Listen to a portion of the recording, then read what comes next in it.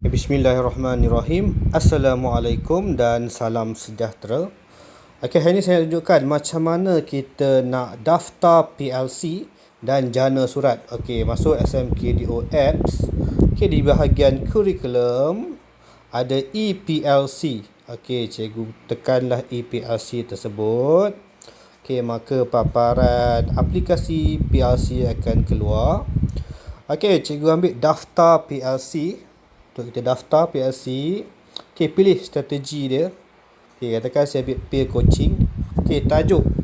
Okay, tajuk kita nak buat kata bengkel teknik penandaan kertas 2 matematik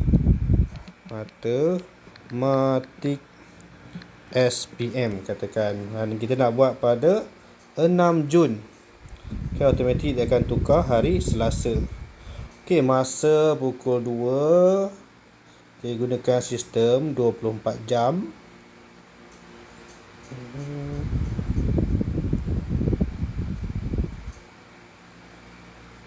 Okay, set.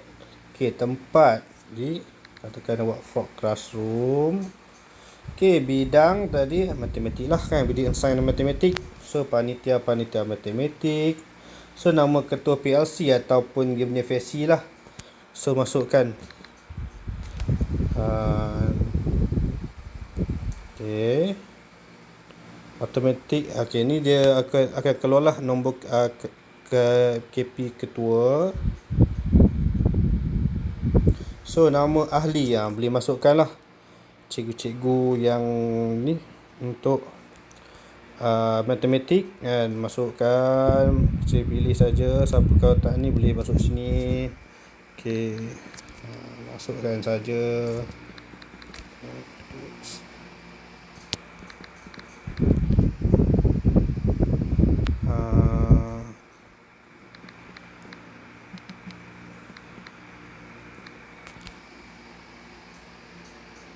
Okey, siapa lagi?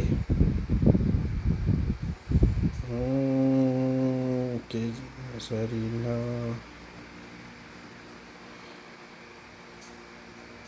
Okay, macam itulah.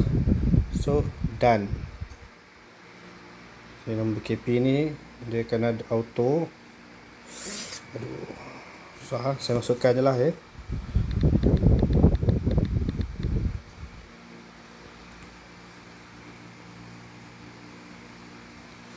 Okay, cikgu tengok ada ni atas tu. Okay, biarkan dulu. Okay, bila dah siap tu, okay, cikgu masuklah rekod daftar PLC. Kan, tadi kita buat mana dalam bidang sains dan matematik.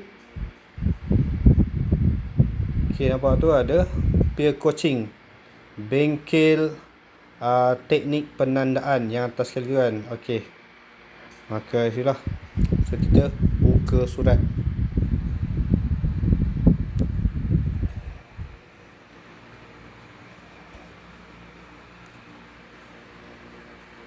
Okay, so dah akan keluar lah seperti ni. Okay, inilah dia punya. Okay, dah siap. Okay, ni bolehlah nanti kita nak post untuk bagi kepada, untuk post dalam official kan, untuk sebagai surat jemputan kepada ni lah, yang terpilih ni. Okay, itu saja cara dia. Okay, terima kasih. Assalamualaikum.